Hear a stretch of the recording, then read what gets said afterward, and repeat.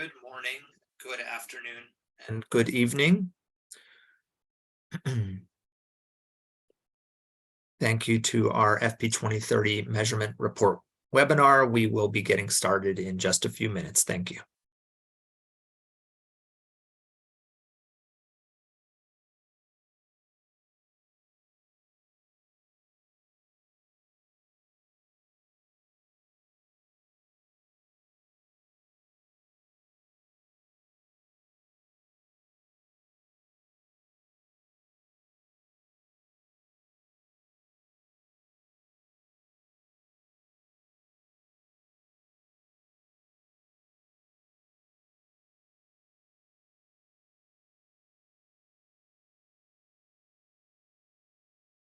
Good morning, good afternoon, and good evening to all who have joined us very punctually here at the top of the hour, wherever you are.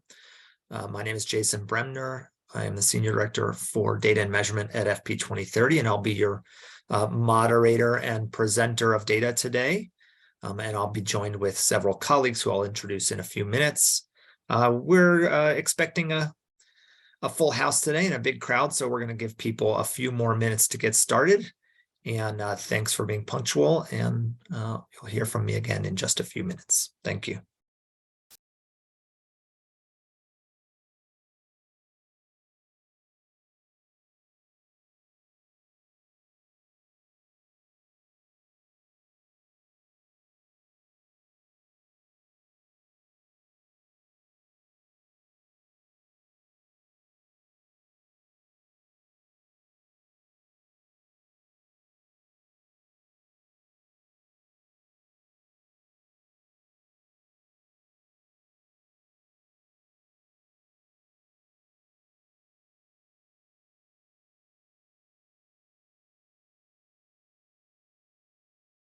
It's great to see so many familiar and new faces joining us, or people, I can't see your faces, joining us here for our measurement webinar.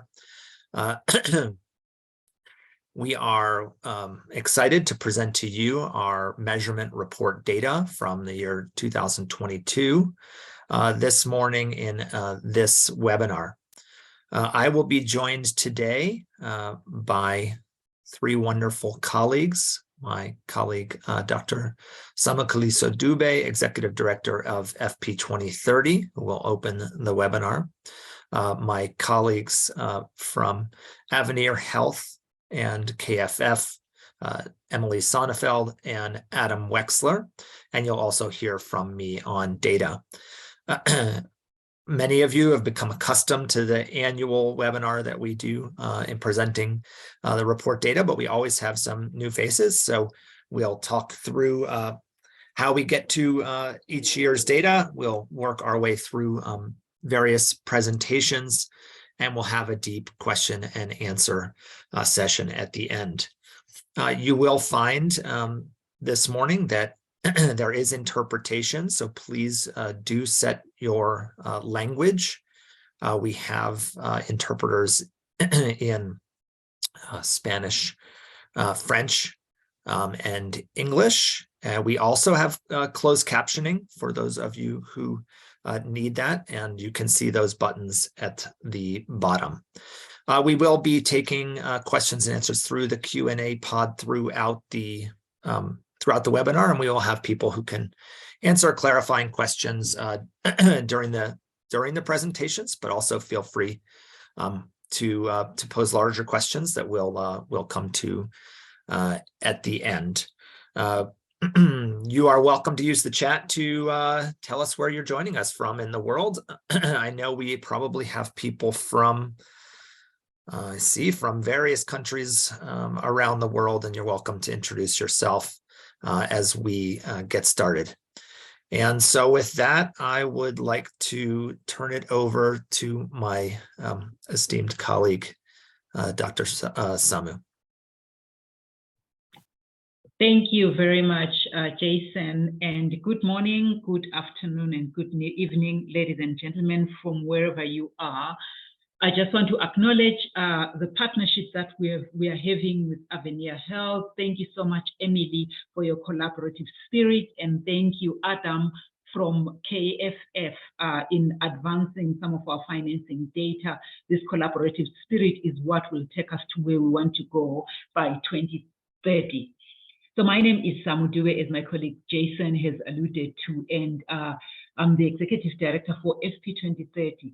We are working, ladies and gentlemen, towards a future where all women and girls have the freedom and ability to live their healthy lives, make informed decisions about contraception, and we believe that when they do so, they can participate as equals in society and in its development. So as we are launching this measurement report, we believe that as the only global partnership that is centered on family planning, we have the opportunity to bring together yourselves and the widest possible range of partners, even across various disciplines and even across various geographies, where we could situate family planning at the crossroads of global health, of development, and gender equality. I am just privileged as we open this webinar. I just came from Kenya in Nairobi, where our visit coincided with the release of the Kenya Demographic Health Survey. When I was there, I saw how this collaborative effort that started way back in 2012 actually is culminating into a tremendous difference that we are making in the lives of women and their families.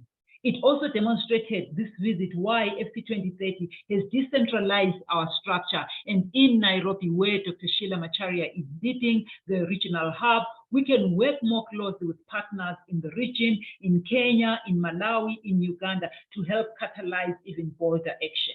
From the results, you will see how far we've come and even the journey that still lies ahead of us to achieve the realities of what we want to see by 2030.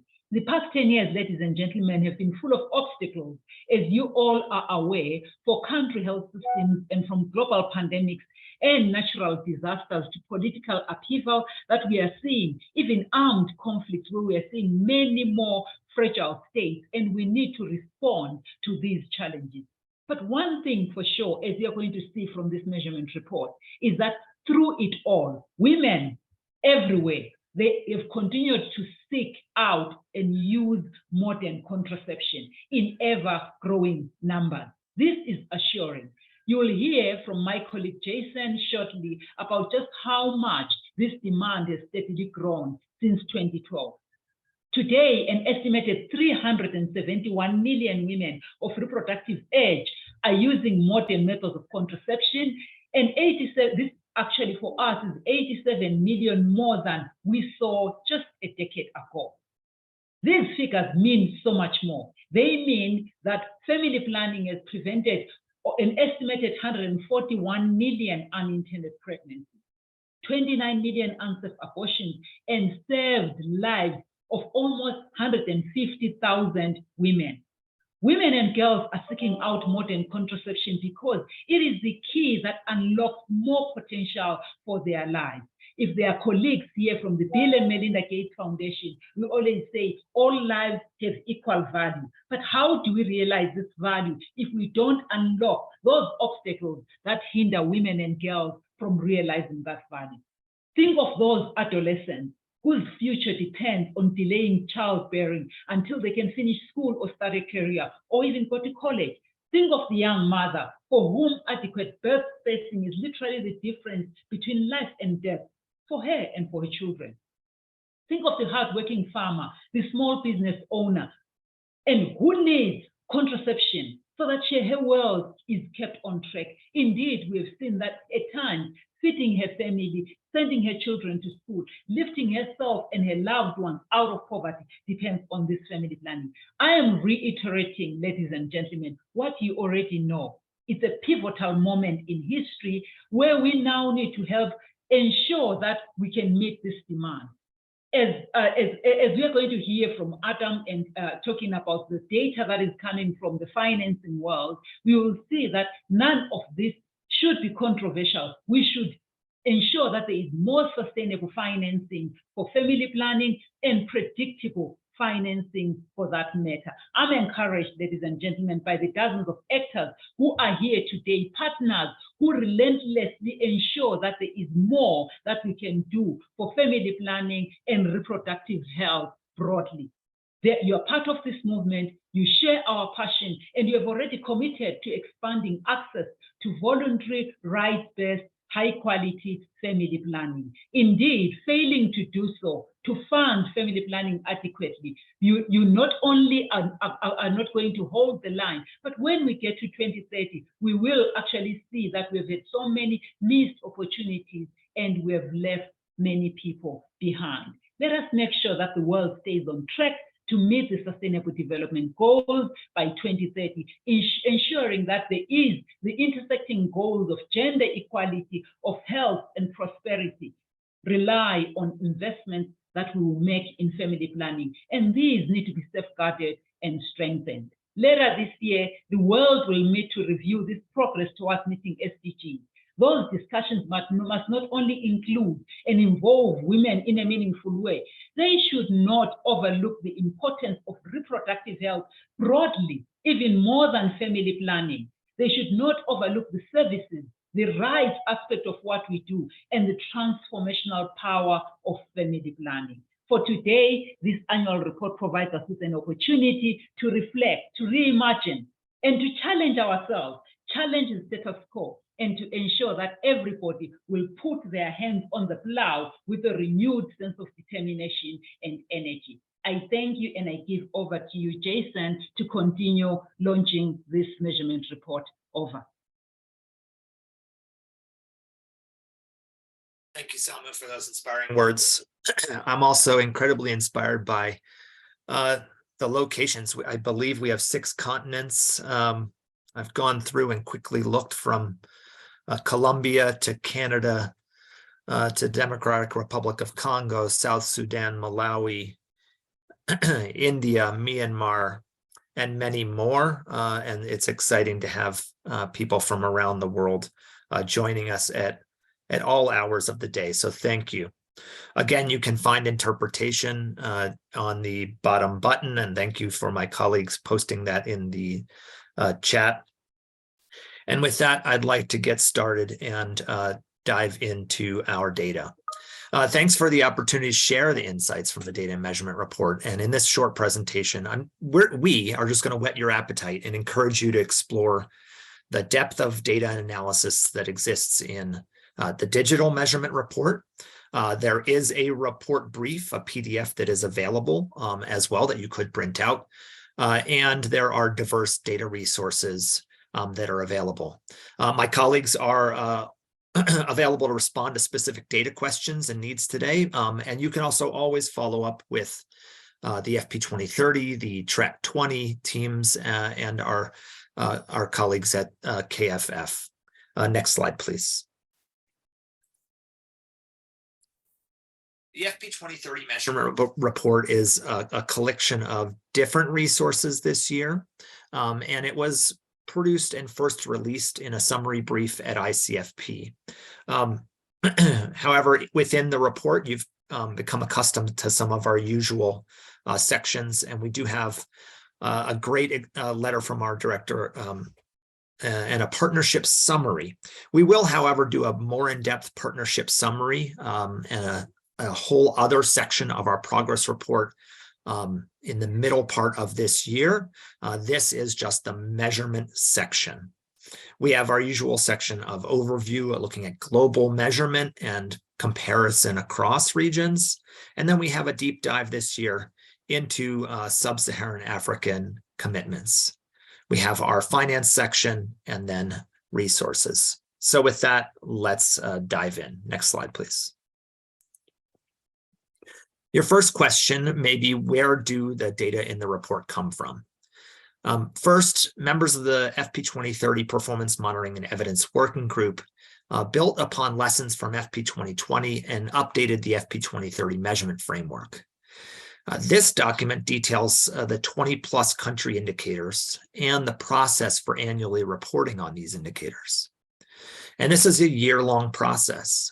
I see members of the PME working group, and I see Track 20 M&E officers on the line here who participate, and thank you for all of your efforts. Over the course of a year, Track 20 works with countries to aggregate and analyzed their data and works with FP2030 to produce and publish this data in the annual measurement report. This is meant to be a bottom-up process, starting with countries and ending with this report.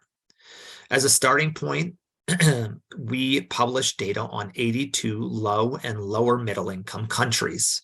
The FP2030 partnership, however, is open to all countries making commitments. And as the partnership expands and FP2030 regional hubs are established, we anticipate reconsidering the reporting countries and adding new commitment makers. Next slide, please. So what do we see in this year's data?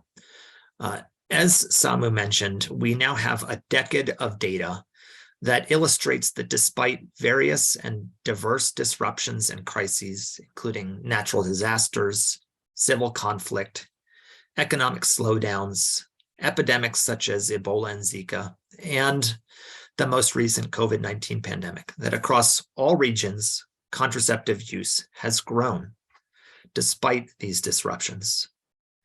There are approximately 1 billion women and girls of reproductive age now across the 82 low and lower middle income countries. This population has actually grown by about 100 million in the last 10 years. So I looked at it last night. It was in the high 800 million in 2012 when we started the Family Planning Partnership, and has progressively grown as larger birth cohorts enter their reproductive years. So now we're at about 1 billion women and girls across the 82 low and low middle income countries. So two things are happening. The number of women of reproductive age is growing, and the percentage of those using a method is also growing. So let's look at data on each of these in turn. Next slide, please. In this graphic, you see the total modern contraceptive users in 2012 on the left side of the graphic. That's 284 million.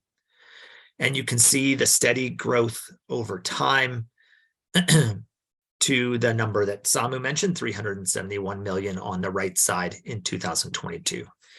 That is how we calculate our 87 million more women and girls using a modern method of family planning than a decade ago. You can see that in all regions, which are denoted by the colors here, that in all regions, the number of contraceptive users has grown over time. Despite the periodic disruptions, including the most recent pandemic, you don't see dips or declines in contraceptive use. Contraceptive use in sub-Saharan Africa, which is noted here as the lightest blue color, has nearly doubled in the last 10 years from 33 million modern method users in 2012 to 62 million in 2022. What you don't see in this graphic is that there are an additional 50 million women who report using a traditional method, such as rhythm, withdrawal, periodic abstinence. And we don't understand well their reasons for using a traditional method, and whether these represent barriers to information and access to methods, or whether these are empowered choices. But it's an important group to consider. And we do this in the report with more data by highlighting those countries where traditional method use is prominent. And I encourage you to explore that data in more detail. Next slide, please. As Samu mentioned, the contraceptive use of 371 million women and their partners has an incredible annual impact. And this impact shown on the right-hand side includes preventing 141 million unintended pregnancies, preventing 29 million unsafe abortions, and preventing 148,000 maternal deaths. And that's just in the last year alone. If we were to add those up over the life of the partnership or the last decade, it's an incredible impact that contraceptive use has. Next slide, please. Looking at modern contraceptive prevalence, more than a third of those 1 billion women of reproductive age report that they are currently using a modern method of contraception. That's grown, you can see, and this is among all women, not just among married or unmarried. This is our all women estimate of modern contraceptive prevalence. you can see that that's grown from 31% to over 35% in the past decade. Now, that may look like a very modest increase when you aggregate across all countries. However, there is a lot of variation both across and within regions, and the next slide illustrates this. Next slide, please. This graphic shows the average annual percentage point increase in modern contraceptive prevalence. That's the per year increase. So we're looking here at sort of a rate of increase in modern contraceptive prevalence over the last decade for each region.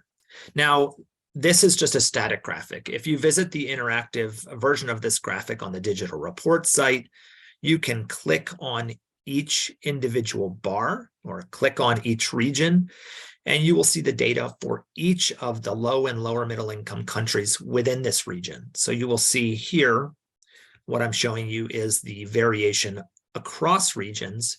You can click on each country and see variation within a region, and you'll see quite a bit. In this graphic, what you can see is that the fastest growth in the percentage of women using a modern method has been in regions of Africa, shown on the left side of the graphic. And this is in line with what we have discussed in the past in the terms of an S-curve growth of contraceptive prevalence. Countries in these regions started at lower levels of use and are seeing rapid acceleration. And that's been the story over the last decade, and it continues in large part. However, there are countries within each region that are approaching high prevalence and starting to see slowdowns, and commitments are interestingly focusing on new things. And those new things are often method, source, and we'll talk about that in the next slide.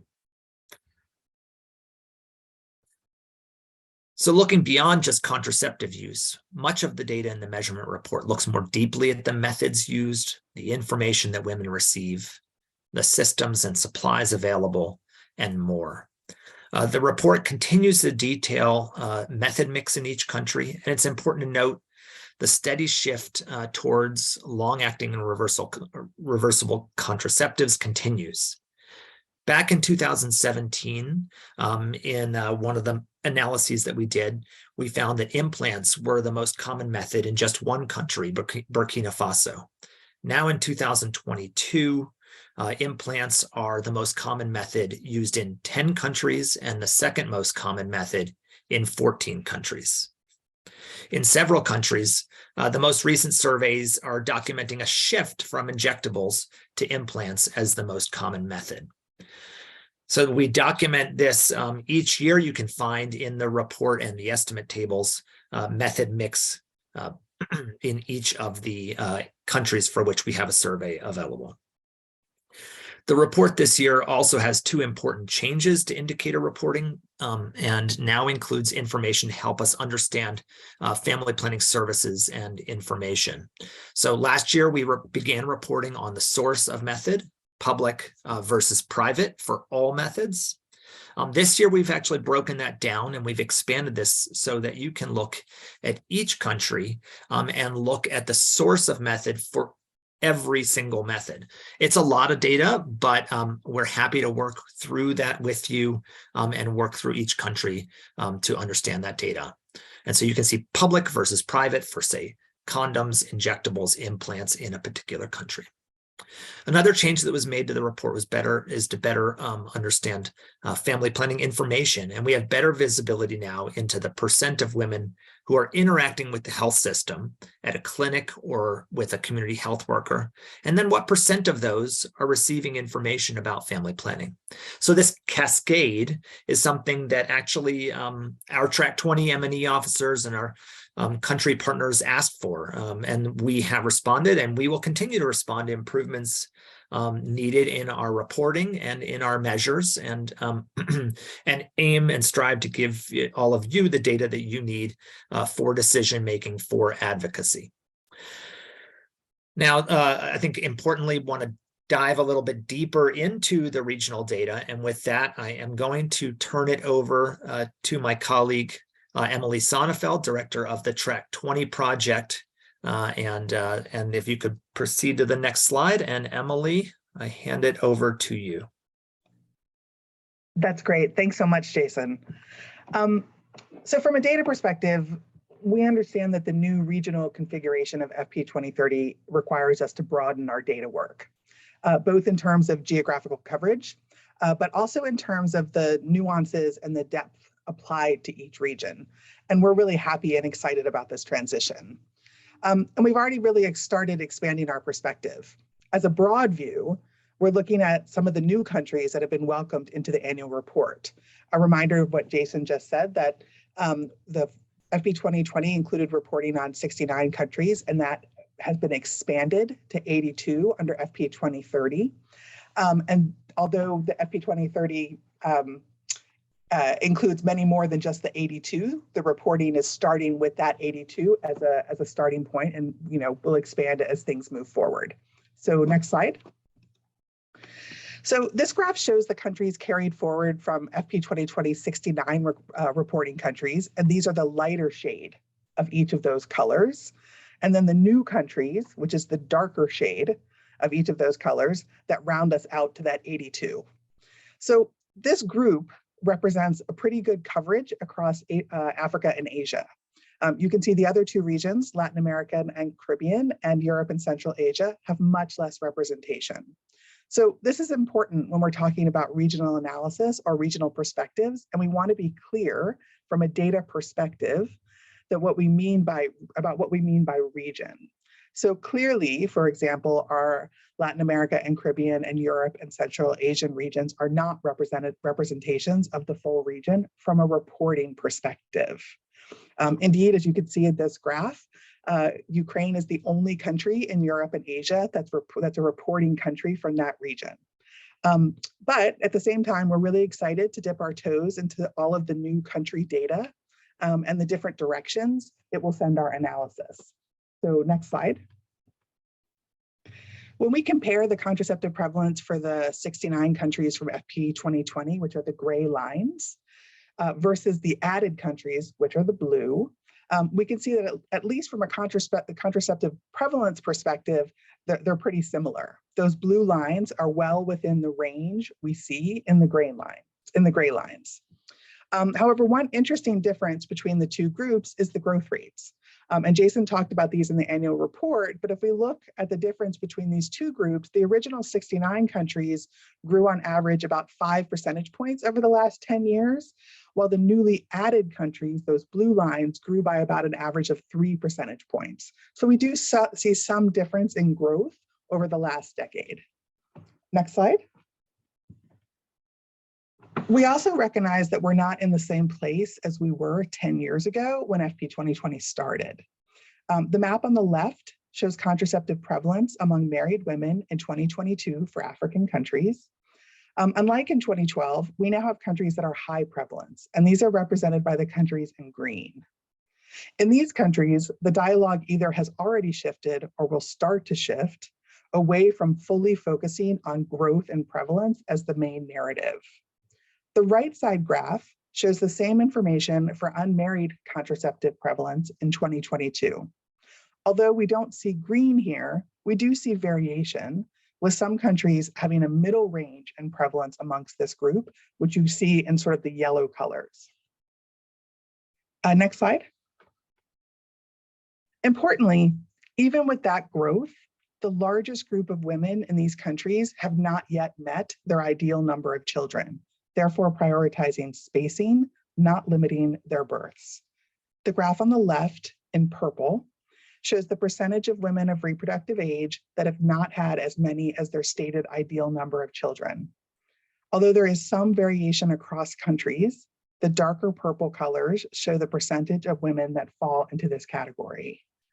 The other two maps show the percentage of women who have met their ideal number of children, that's the green one, and those that have exceeded their ideal number of children, that's the orange. You'll notice that the scale is different on these graphs, with the smaller scales on the green and orange maps highlighting the smaller proportions of the population they represent. This does not mean that there is no need for limiting. It's just trying to put the size of the different populations into perspective. Next slide. As a first step in this transition to a more regional focus, we've created space in the annual measurement report for more detailed regional analysis. Last year, this space was used to talk about the population dynamics of the regions. This year, the analysis was on commitments from East and Southern Africa and West and Central Africa, highlighting postpartum family planning and youth. We're only going to explore some of that today, but the full analysis is there for you to read in the report. And I think the link has been shared in the chat. Although many of the commitments focused on high impact practices, the varying levels of contraceptive prevalence illustrates the value of this regional approach. So we're looking forward to doing deeper dives on select analyses and trying to better align the indicators that are used to monitor progress of implementation of these high impact practices. Next slide. So here we switch to a more country-driven perspective by looking at what countries are identifying as priorities in their FP2030 commitments. So this analysis is shown in the report, and unsurprisingly, there's a lot of similarity across countries. This slide focuses on the 15 African countries that had made a commitment as of August last year, the time when the analysis and writing of the annual report begins. There have been more commitments since then, and certainly the analysis has expanded past this, but think of this as a snapshot in time that aligns with the annual report, and the analysis will be updated and expanded in the future. So the most common commitments are highlighted in blue. I think you have to click one more time to see the animation. Let's see if that comes up. There we go, sort of a bluish green, great. And so what's being highlighted are domestic financing and adolescent responsive FP services, where all 15 countries included that in their commitments. Postpartum family planning was 13 out of the 15 countries, and then supply chain management, 12 of the 15. So next slide. So I just wanted to show a few data slides, some directly from the report, some are in addition, that show ways that we can expand the typical discussions around some of our common topics, some of these topics that often show up in country commitments, as well as in priorities within their strategies. So this is a slide that shows the marital and sexual activity among women age 15 to 19 and 20 to 24. And these graphics are included in the report. We often focus on the green bars, which show the percentage of these women that are married. We also focus on the dark blue, which is the percentage that have not yet become sexually active. So focusing just on these categories, we see what we expect, that this age range is a time of transition where most women start their married lives. This is represented by the larger green bars and smaller blue bars that we see in the right-hand graphs. We also focus on the orange category, which looks at the percentage that are not married and have not had sex in the last 30 days. I'm sorry, that are not married but have had sex in the last 30 days. We might not always specifically say we're talking about recent sexual activity, but that is what's represented in the indicators that we use. When we talk about unmet need, that only includes those with recent sexual activity. There's a reason for that, because it needs to be aligned with current use. But maybe we should be thinking about additional indicators that include a broader group of women. This is illustrated by the yellow bars. These are women who are unmarried and sexually active, but not in the last 30 days. When you look at this graphic with that perspective, you see that the yellow bars are larger than the orange ones. So understanding more about this group is important to understand the full dynamics of youth needs and preferences. Next slide. Another example about the value of expanding how we look at youth is to look at how focusing on current use misses other important dynamics. This graphic tries to align contraceptive use with whether or not youth report being a current user. So if we start with the blue group, these are women who report that they are current users, so they are included in contraceptive prevalence, and they are using a method other than a condom. The green group is also counted as current users, and condoms are their current method. The interesting group in this slide is the yellow group. These are the women who do not report being a current user, but who did use a condom during last sex. Although there's not complete overlap between this group and those that have not had sex in the last 30 days, they are both part of a dynamic that needs to be better understood. So why are they not reporting themselves a current user if their last sexual act was protected? Next slide. So this slide continues to look at data for youth 15 to 24, with married youth on the left and unmarried sexually active youth on the right. So in this case, we're exploring what methods are being used by these women and girls, with including that regional variation. What we can see here is that in East and Southern Africa, both married and unmarried sexually active youth heavily rely on injectables, although there is much more condom use amongst the unmarrieds. However, what we see in West and Central Africa is a bit different. Here we see more diversity among married women and a much heavier reliance on condoms amongst the unmarried sexually active group. So of course, the interesting next step is to understand what's driving these patterns to ensure that these contraceptive users have choice and receive high quality services. Basically, whether these patterns are being driven by supply side or demand side factors. Next slide. So I wanted to quickly show an analysis for another high impact practice, postpartum family planning. So this graphic shows the percentage of postpartum women who are using family planning, that's the blue part of the bars on the left, and those that are not, which is the orange part. It's easy to see that there is still a lot of room to expand this activity, but the high impact practice is actually based on immediate postpartum. So the graph on the right is showing timing of postpartum family planning by month. So with a few exceptions, notably Rwanda, which is that light green line, that's the highest one in the graph, the rate of uptake of immediate postpartum is relatively low. So spending more time exploring which parts of PPFP programs are succeeding and which need some more support. Next slide. So that was just a brief glimpse of how we've set up the transition to a regional approach from a data perspective. The bullet points on this slide show some summary information that we talked about, as well as some additional analysis that's included in this year's annual report, which I hope you all either have read or plan to read after the webinar. It pulls out some of the differences we saw between younger populations in terms of use and need, as well as data highlighting the continued importance of postpartum family planning. We look forward to continuing the transition and bringing more complexity and nuances to these regional analyses.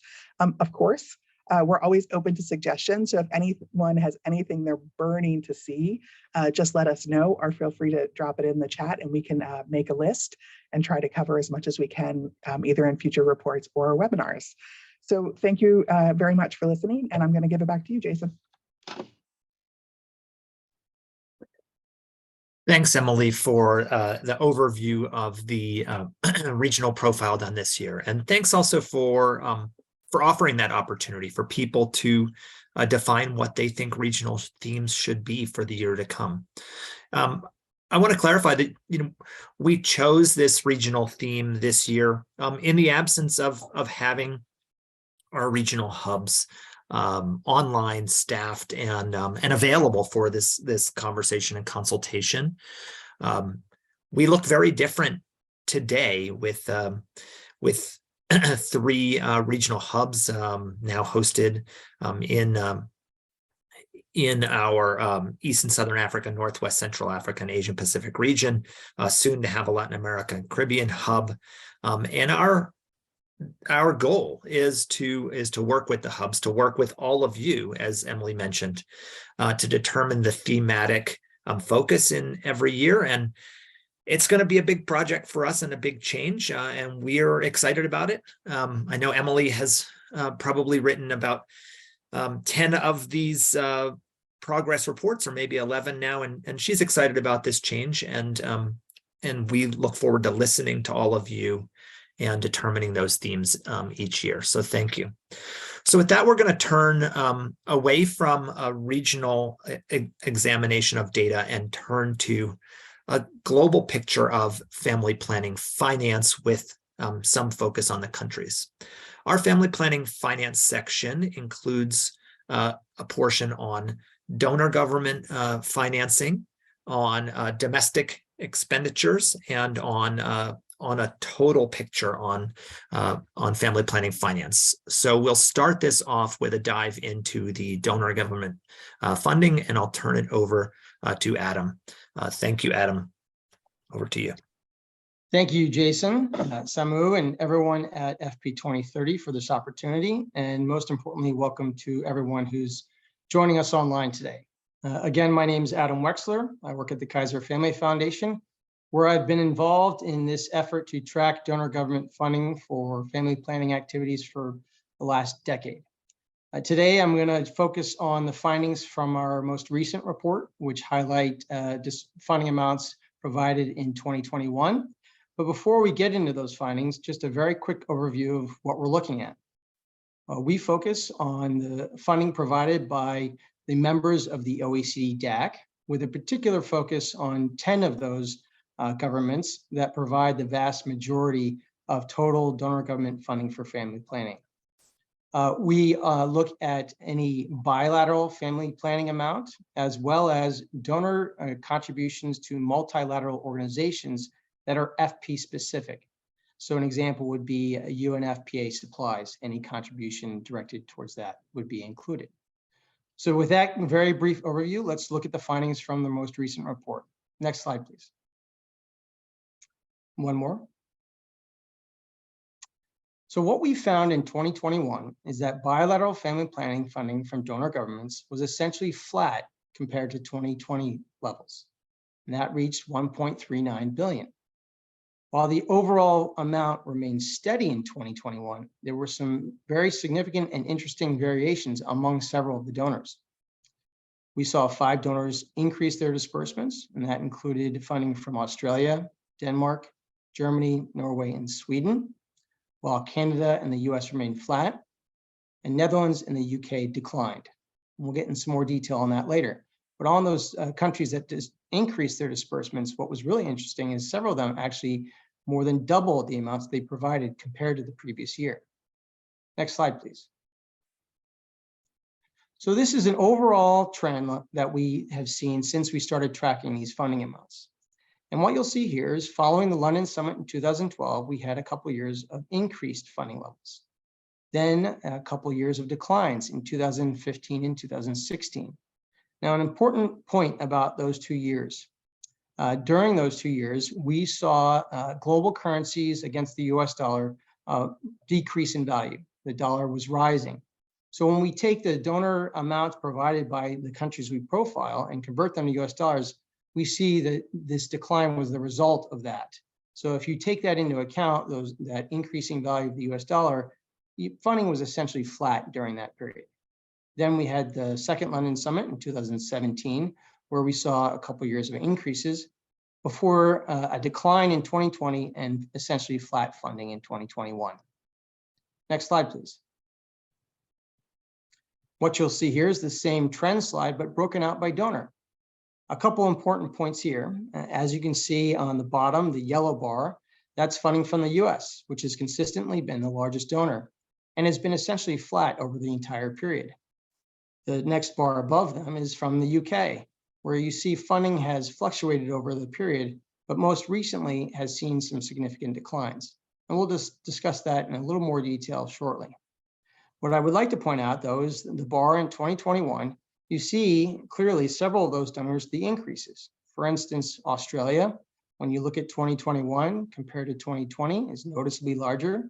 Same is the case for the orange bar from Sweden, or the German bar, the dark blue line, which both see noticeable increases.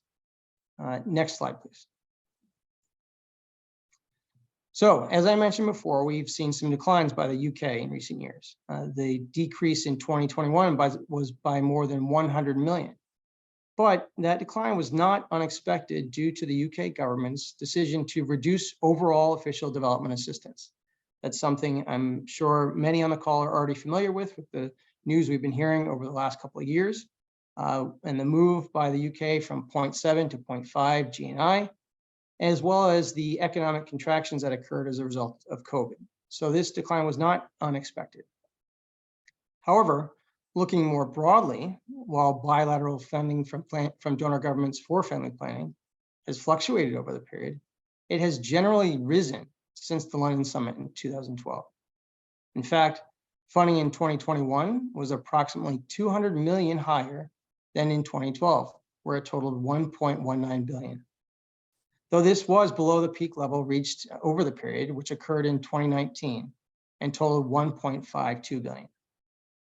As we saw in the previous slide, the US continued to be the largest bilateral donor for family planning in 2021, where it accounted for 42% of total funding. The Netherlands was the second largest donor, followed by Sweden, the UK, and Canada. Before we move to the next slide, one other point about the general trend over the period. As we saw, US funding has been essentially flat over the 10 years, and the UK funding, which has historically been the second largest donor, has fluctuated. If you remove those two donors, what's interesting, you see the remaining donors, those other 8 donors, have really driven the upward trend. And over the period, there's been either increase every year or essentially flat. So it's those 8 donors that have really increased the funding over these past 10 years. Next slide. What you can see here is simply a breakdown by donor for totals provided in 2021. Again, the US was the largest donor, followed by the Netherlands and Sweden, and then the UK. The UK, for the first time in 2021, moved to the 4th spot. Previously, in all other prior reports, it had been the second largest donor. Next slide, please. In addition to bilateral totals, we also look at donor government funding for UNFPA. And what we saw from these donors in 2021 is that core contributions totaled about 405.3 million, which was essentially similar to 2020 levels, where it totaled 411.7 million. Of the 10 donors profiled, 7 provided level funding to UNFPA in 2021, while funding from Germany and the UK fell. And the US, under the Biden administration, resumed funding in 2021 after the Trump administration had withheld funding, both core and non-core, from UNFPA for the prior 4 years. Sweden provided the largest core contribution to UNFPA in 2021, followed by Norway, Germany, and the Netherlands. In 2021, UNFPA spent approximately 488.7 million, or 45% of its total program expenses, on family planning or family planning related activities. Next slide. With that, I'll hand it back to Jason. I want to thank you again for this opportunity, and we'll look forward to any questions we might have later on. Thank you. Thanks, Adam, for that overview of donor government financing for family planning. And now I will dive into to the additional components that I mentioned earlier. And I'll be looking at government expenditures, domestic government expenditures for family planning. And I see that someone asked a question about that. So we'll get into that now, but we may dive into your question a little deeper in the Q&A. And then I'll talk about out-of-pocket expenditures, which come together for our estimate of total expenditures on family planning. Next slide, please. After much work on improving domestic expenditure estimation and alignment across sources, we began reporting on domestic financing for family planning in 2018. This year's report includes estimates for 59 countries, amounting to a total of 1.57 billion US dollars. Each country estimate comes from the most recent available fiscal year, and in almost all cases, we have now recent data. So we're pulling from, in large part, from 2020, 2021 data, a few cases of 2019 data. This is a stark contrast from years past where we were really pulling older data. So lots of updates to the data and data sources, which come from the WHO system of health accounts, Avenir Health's family planning spending assessment tool, and from UNFPA expenditure surveys. So you'll see we don't have data for all 82 countries yet, but the data from the 59 countries do account for about 90% of modern method users. So we are capturing majority of users of family planning, and we have domestic expenditure estimates for most of those. So that's sort of where our data come from and which countries are accounted for. Next slide, please. For the first time in this year's report, we have the ability to begin to assess trends in domestic expenditures in specific countries. This has been difficult over time since we were sometimes looking across sources, or data tools were still being aligned, and there were methodological differences or even source differences in a country from year to year. So in this year's report, we looked at 3 countries that applied a consistent approach using the Family Planning Spending Assessment, or FPSA tool, in 2020 and 2021. And you can see that those countries are Mali, Madagascar, and Cote d'Ivoire.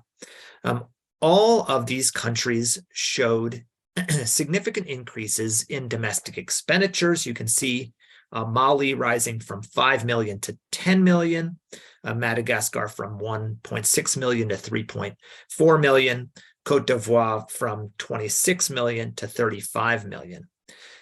Now you're probably asking, well, okay, those are big increases. What's driving that? So let's look at the next slide. And you can also find these in the report, and encourage you to explore them because there are a lot of component parts. This slide illustrates the increases I just mentioned each year. So you see the 2021 bar above the 2020 bar for each of the countries. And you can see the colors represent different components of expenditure, including salaries, the largest component being that large and dark blue bar. You have training, commodities, monitoring and evaluation, etc. So you can see that the increases in personnel expenditure, commodities, training, and M&E are what are driving the increases, though the large part in each of these is the salary component or personnel expenditure.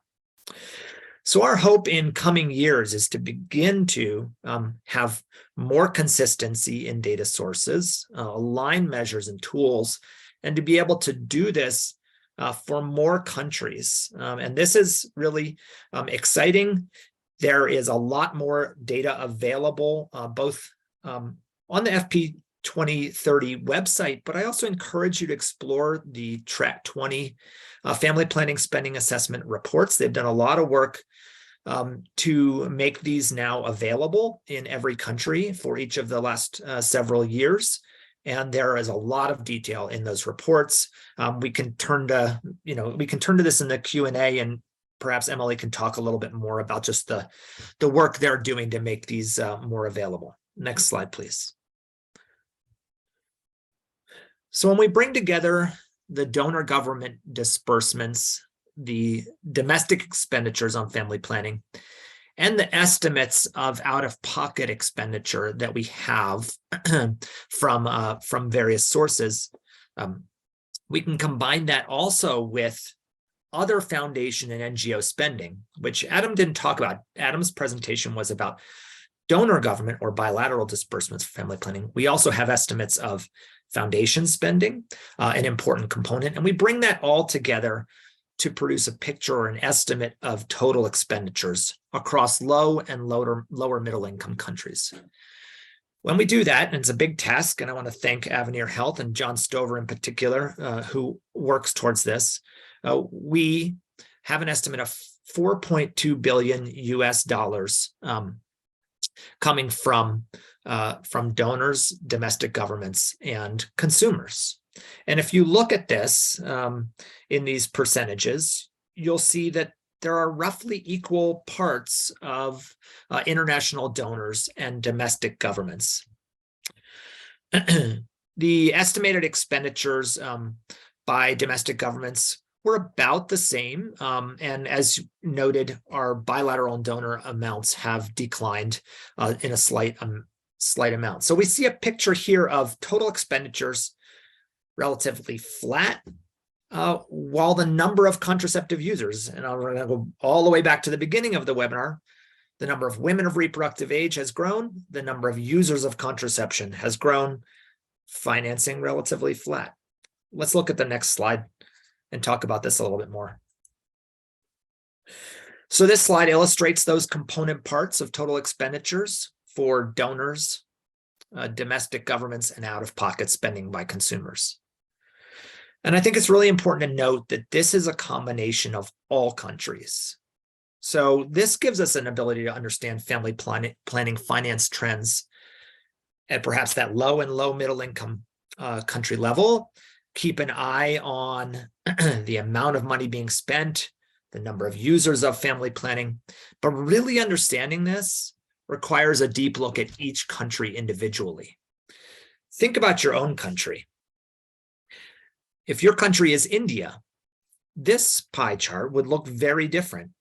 India's family planning program is largely self-financed, and the domestic government component would be the majority of this donut. If you are in a country that is more donor dependent on financing for family planning, it will look very different than this. And a few of our countries in sub-Saharan Africa would have a much larger international donor component. We also have countries where the consumer component is very large. The Philippines is a good example where that consumer component is much larger. And if we are actually look at not just at the low and low middle income countries, but if we expand this, as we've talked about, start to expand this to middle income countries, that consumer component would be much larger. So the total expenditure estimate gives us a general look at overall financing. We need to look deeper to understand each country. And this gives us, however, a sense of whether our overall financing is keeping pace with the growing demand and use of family planning that we talked about at the top of the hour, at the beginning of the hour. So with this, I do have a next slide that has just a whole lot of detail on methodology on how we get to total expenditures. We're going to skip that methodology slide and just come back to it if people have lots of questions. What I want to say is, our goal today has been to whet your appetite. Emily has said there's a lot more there in the regional analysis she'd like you to look at.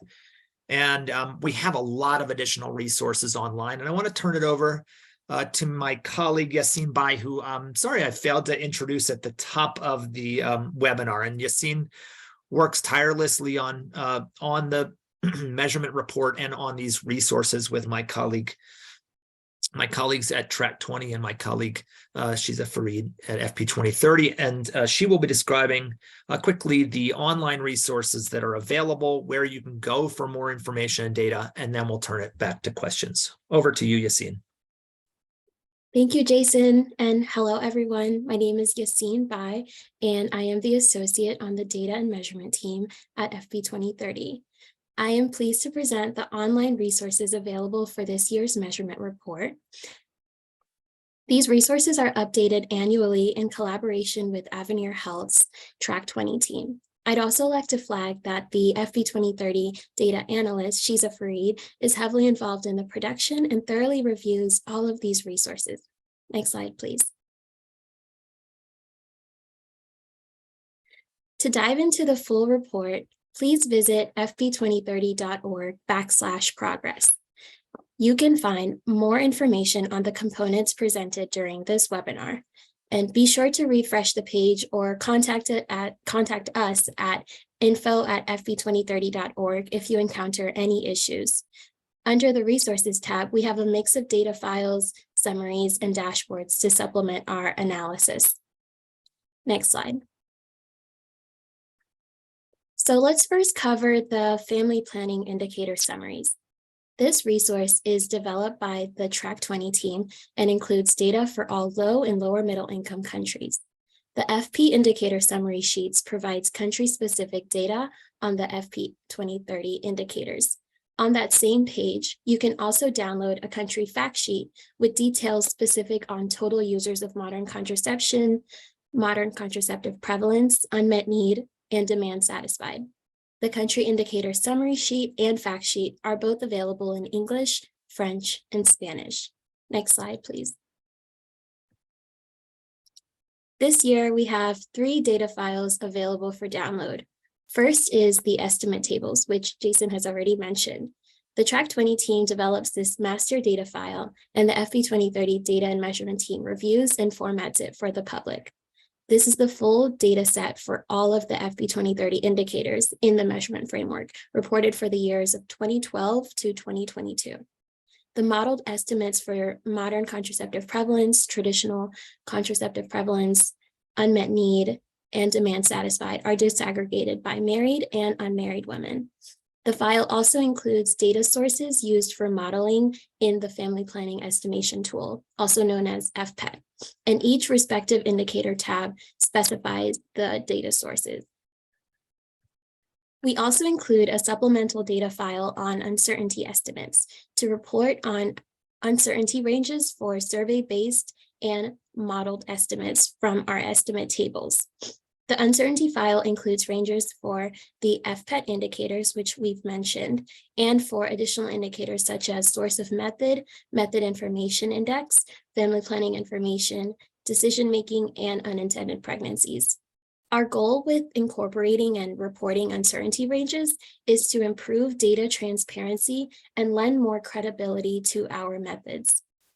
Finally, we also include the supplemental data file on adolescent and youth sexual and reproductive health indicators. The file provides estimates for adolescent and youth aged 10 to 29 in low and lower middle income countries. The indicators include adolescent and youth population, key life events, contraceptive practices among adolescents and youth, and adolescent birth rate. These indicators were formalized as part of the FP2030 measurement framework to encourage countries and data partners to expand review of adolescent and youth data. And similar to the estimate tables, each tab within this file also specifies the source for all indicators. Next slide, please. So we began reporting and producing the file for adolescent and youth indicators in 2018. And in 2020, Shiza Farid and I created the Adolescent and Youth Data Dashboard. This interactive dashboard is available to visualize the indicators within the Adolescent and Youth Sexual and Reproductive Health Excel file. Users can toggle between the profile and compare pages to view individual country data or compare country data on adolescents and youth. One of the main takeaways is the adolescent and youth population graph. This graph uses data from UN Population Division to show the number of young adolescents aged 10 to 14, older adolescents 15 to 19, and older youth 20 to 24 within a country. Another highlight is the key life events graph. This graph shows the median age at first marriage, first sex, and first birth for all of the countries. In the Compare tab, you can easily visualize how the median age for these key life events vary by country. Lastly, users can also download the graphics from the dashboard. So all of the graphs and tables that populate are readily available for you to use. Be sure to check out the profile and compare pages to interact with all of the indicators included within the dashboard, and keep an eye out for an update with the analysis page. Next slide, please. Finally, we have our larger interactive data dashboard. This dashboard highlights key indicators from the measurement framework, such as total users, modern contraceptive prevalence, unmet need, demand satisfied, method mix, and method information index. The data tables and graphs can be populated to compare the data by regions and by countries. You can also toggle to the Analysis tab to answer those key family planning data questions, such as which countries have the fastest modern contraceptive prevalence growth, or even what is the most common method in each country. Lastly, the dashboard also highlights some of the financing elements that were presented during this webinar, such as data on domestic expenditures and donor bilateral disbursements. Next slide, please. We hope that you will take some time to navigate through the online resources. Thank you for your attention, and now I'd like to turn it back to Jason for the Q&A section.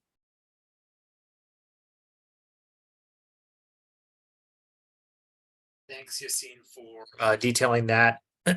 And as has been pointed out in the chat, there are also additional country resources available on the Track 20 website on particular themes.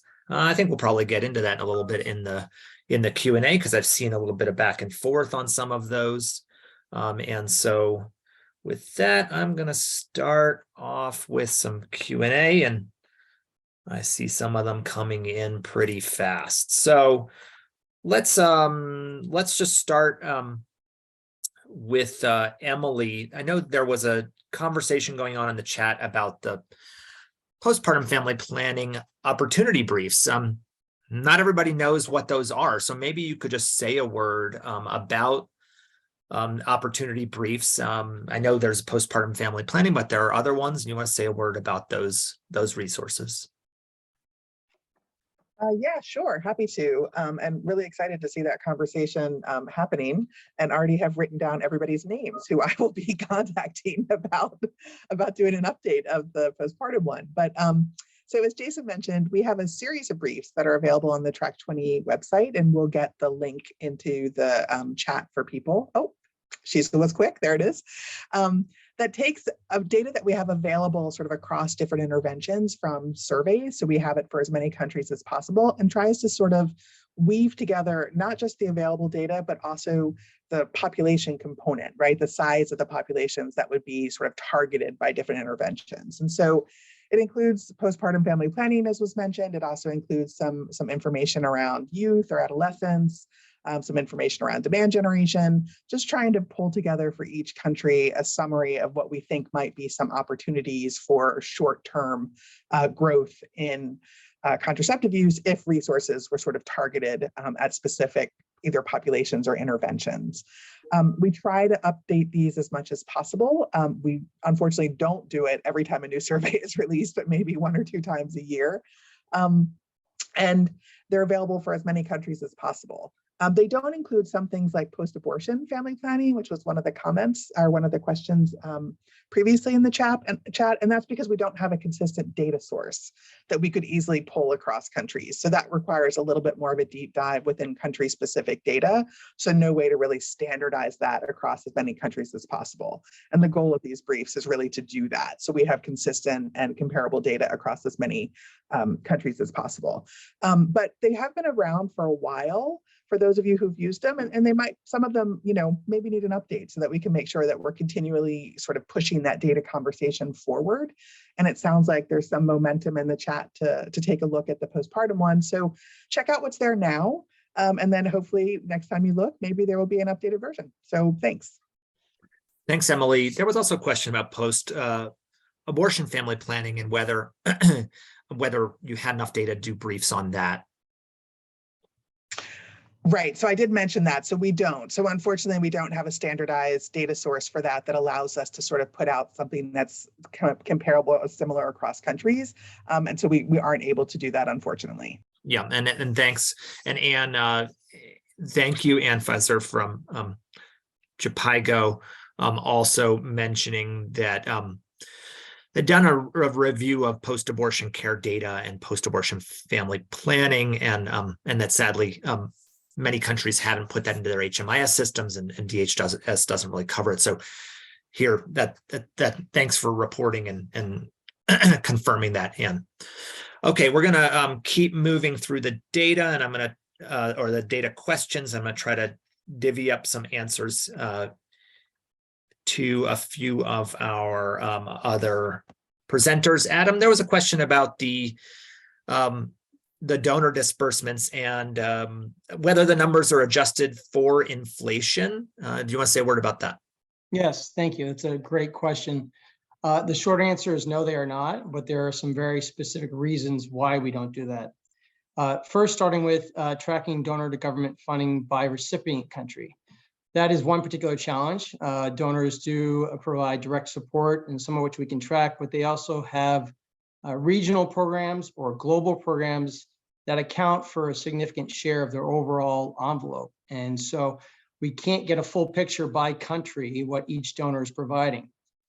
In addition, in order to calculate the donor to assess for inflation, you would have to look at where donors are spending their money. So say donor X is conducting programs in 10 countries, you'd have to get that overall amount per country, see where the goods and services are being purchased.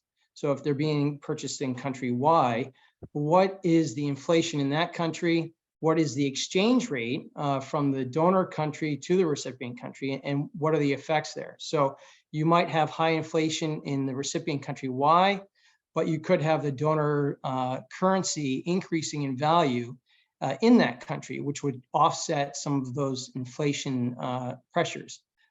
So it's a very difficult challenge. We've tried to look at it in the past, but with all of the different donors and the number of different countries that they're involved in, the fluctuations in currency and exchange rate makes it a very difficult task that we haven't been able to fulfill. So I'm sorry we don't have that. It is something we are aware of and are always looking at ways that we could take that into account. So any thoughts that others might have, we are certainly willing to hear them. So, but great question, and thank you.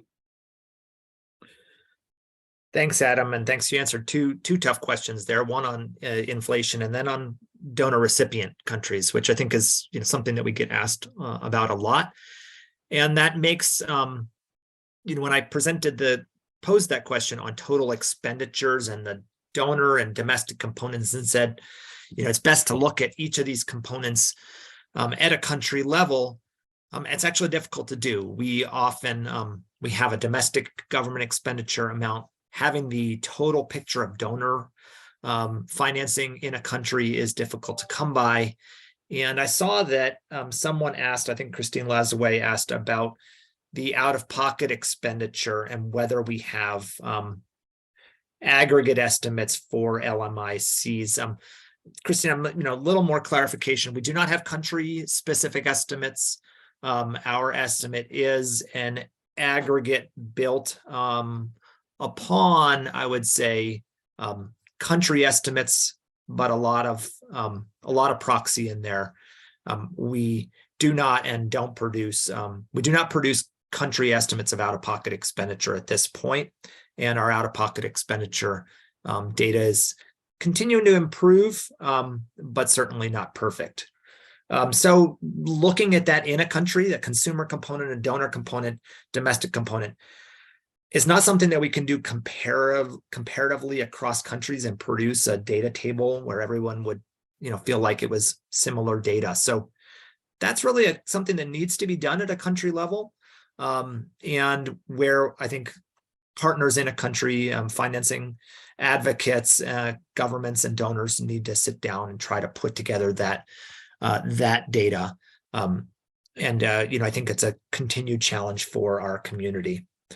All right, lots of additional questions here. I want to try to turn back to Emily, because there is an important question here on preferred family size. You talked earlier about spacing versus limiting, and there was a question here really about government information or IEC campaigns and preferred family size. Did you want to just say, I know you've talked about some of your analysis in the past on on contraceptive use versus ideal family size. You want to say a word about that? Sure. So I think the question was specifically asking about the impact of government interventions. And I think the first thing is to shift towards any of the information or the data that's available, but focus on the specific intervention, not necessarily who's implementing it. So if you take away the government part of that question, there is documentation around the impact of specific types of demand generation activities, which I would categorize that question under. So for example, things like the impact of mass media. Usually though, it's on uptake of contraceptive, not necessarily on the changes in the ideal number of children. Not to say that there aren't some studies on that, but there's really not a large enough resource base for us to be able to do any, generalizable findings from that. But if you think about it from in terms of its impact on contraceptive use, there is some information that highlights the impact of different interventions in that space, like demand generation. What we'll do is we'll put a link in the chat to an article which can give you some information about that. Thanks, Emily. Appreciate the response to that. And let me just do a quick review of the questions here, make sure I get those. Christine asked a question about dashboard on fragile states, and just a question about like being able to select and toggle according to different criteria. I will say an exciting opportunity for the year to come is an opportunity to overhaul our data visualization and dashboard sites, including the one that is linked to here. So we are looking forward to updating that.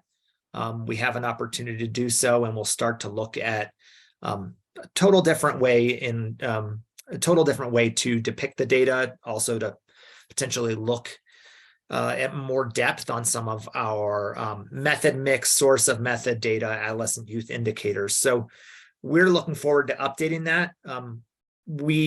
Our selection of countries right now has been according to regions, but we can look at also doing that according to low income or low middle income. One of the challenges is those categories change each year, and so it can be difficult to keep up with that, as do the fragile states. And so thanks for the suggestion there, and we'll take it into account as we're rebuilding our data visualizations and dashboards, and working with the Track 20 team, also to feature more of the resources that they have on the Track 20 website, on the country indicator sheets and other things on our through these dashboards and visualizations. Okay. Adam, there was sort of a follow-up question. I think you answered it on the on whether the costs, this one from Anne, whether numbers look flat or are they actually falling in real terms. I think you kind of answered that, but do you want to sort of come back to that just to clarify? Sure, yes, thank you. Basically, we're not able to fully assess that. So while funding was flat, it depends on where the goods and services are purchased, and what the inflation is in that given country, or the value of the currency change in that country. So funding may have been flat by donors this past year, but theoretically, some of the countries they work in, if their currency increased in value and they were purchasing goods and services in that country, while it was flat, they might have been able to do more. On the flip side, if the inflation rate was so high and the currency exchange didn't fluctuate from year to year, then they would have been able to purchase less. So it's a very difficult question. It's a great one to ask, and I don't have a full answer, but all we can report on is what those trends are in the overall amounts of donor contributions. And again, we convert currency from the donor countries into US dollars. So we do take that into account. Has the US dollar fluctuated over the period compared to the other donor government? That's why I highlighted in 2015 and 16 the fact that the US dollar rose in value against all currencies. So that's why there was that particular highlight that funding may have been flat that year. But we can't really fully assess how far those dollars or currencies are going in all the recipient countries and answer that question. But again, it's a really good one.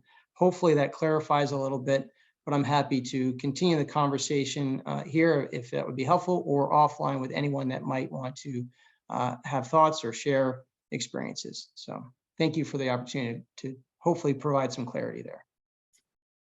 Thanks, Adam. And I mean, regardless of the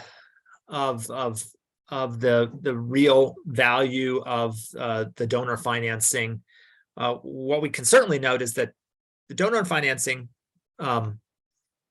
is not growing at the same pace as the women of reproductive age and the contraceptive users. So there, I don't think we need to account for inflation to understand that trend. We do see sort of flat financing, while we do see growth in contraceptive users. And something interesting to think about is that the growth in contraceptive users, the fastest growth, is happening in those countries that till now have been the most donor dependent. So, I don't think we need to do any math to understand the implications, and particularly as we know these numbers will continue to grow. Birth cohorts, each birth cohort is progressively larger.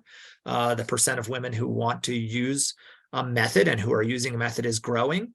And that paints a picture of, I think, as Samu said, a question, a challenge to us on family planning financing. How are we going to meet this growing use? And I think, one of our challenges as FP 2030 is to unpack that, is to work with all the partners to understand that better. So thanks for responding to that question. There are a few, while we're on finance, there are a few questions in here on the out-of-pocket, or what I call consumer spend. This is capturing out-of-pocket expenses. This is generally captured through a few sources, survey data.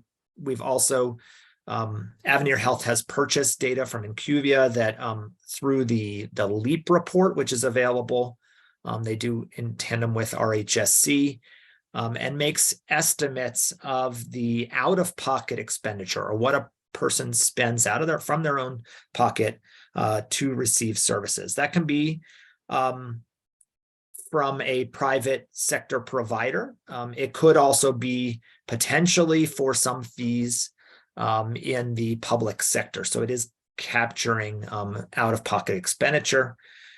Earlier, I had maybe made a plug for the FPSA visibility. And Emily, I know that that's something that your colleagues are working on. And do you want to say a word about just sort of the family planning spending assessment visibility and use of that data on the Track 20 website? Yeah, sure. So as Jason mentioned during that part of the presentation, it's taken us a long time to get up and running, to have data from, at least, a good number of countries. And so we've been focused so much on filling out that one box in the annual report, which is how much money is being spent domestically, that we haven't yet spent a lot of time at looking at all of the other wealth of information that's available when we collect that data. So we are in the process of trying to expand the ways that information is disseminated. So one example is the regional analysis that Jason presented earlier, and that's in the report. But in addition to that, we're now looking at if there's a way for us to put together a quick standard brief that pulls out some of the more interesting or more diverse information and categories of spending that we are finding as we get to that aggregate number that you have been able to see in the report. So stay tuned. We know that this is something that has been really under disseminated, and there's a lot of information there. So hopefully within the next month or so, we'll have some briefs up, and then we'll have a standardized way, like the PPFP ones we've been talking about earlier, for people to be able to look at this data on a regular basis across countries. Thank you, Emily, for providing that depth. Oh, I see a question here that I want to pose to Dr. Samu. And Dr. Samu, I hope you're still with us. Someone asked a pretty simple question, and that is there a center for family planning in Nigeria? And I'm not totally sure I understand the question, but perhaps you could say a word about our regional hub locations and our newest location in Abuja. Sure. Thank you so much, Jason. And for that question, we don't necessarily have presence in each country as FP 2030 has an office in each country. But what we have done over the past year is we have unveiled a new architecture where FP 2030 has got regional hubs. So in Nigeria, Actually, we do have a hub that represents North, Central, and West Africa, and that is based in Abuja. We work closely with the government there, yes, but we do cover the region, which is North, Central, and West Africa. But the country that is hosting that is Nigeria under Population Council. Equally so, East and Southern Africa, our hub is hosted in Kenya, in Nairobi by AMREF, and then in Asia and the Pacific, our hub is hosted by IPPF in Kuala Lumpur, and now we're going to soon unveil where the host for the Latin America and the Caribbean hub will be, and in the next few weeks, hopefully we'll be able to do that. Just bear in mind that our North America and Europe hub, where right now Shiza, Yassine, and Jason, where they are, and Monica, who is here with us today, they are in Washington, D.C. We are hosted by the United Nations Foundation. This is, again, to respond to the needs that we are seeing on the ground, to make sure that this architecture is about country leadership. So we assist countries scale up even some of these practices that we are talking about, and country-led, regionally coordinated, yet globally connected will help us get to 2030, hopefully with a smile, Jason. Thank you. Thank you, Samu, for that update. Really excited to have the hubs to work with, particularly our incoming hub on Latin America and Caribbean. Whereas Emily noted, we don't have as many low and lower middle income countries, but we look forward to exploring the data. I'll do a quick plug that we will have a webinar specifically in the LAC region, I believe on February 22nd. My colleagues can correct me in the chat if I'm wrong, and we'll be looking to that region to help us to determine what data we should be covering. While we're on regional data, maybe one last question. I do see dear colleague Halima from Tanzania has asked a question on youth trends in Africa. Emily, do you want to say, I know you covered a bit some of the trends in your presentation. Anything you want to say in addition on this one? Sure. Great question, Halima. So I think if you had to pick a generalized statement, it would be, overall a positive trend in terms of contraceptive use amongst adolescents. So I do think if you to really bring it down to one sentence, that would be true. But I think that there's enough regional variation about who that trend is impacting. And we do see quite a bit of differentiation that underneath that broad banner of a generalized positive trend, we would want to put some country nuances underneath that. So depending on what level of messaging that you're looking for, I think you could sort of pick from those two options, sort of that very high level generalized approach, positive, and then add some nuance that does show, I think, regional variation that's worth considering.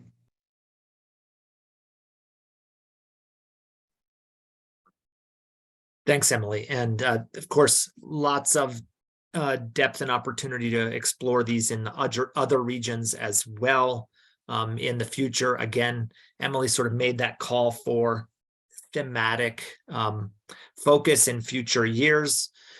I will say we have, maybe 2 weeks of rest before we start this whole process again and start to work on the Track 20 M&E officers will start collecting, aggregating data for their annual workshop in just a few months.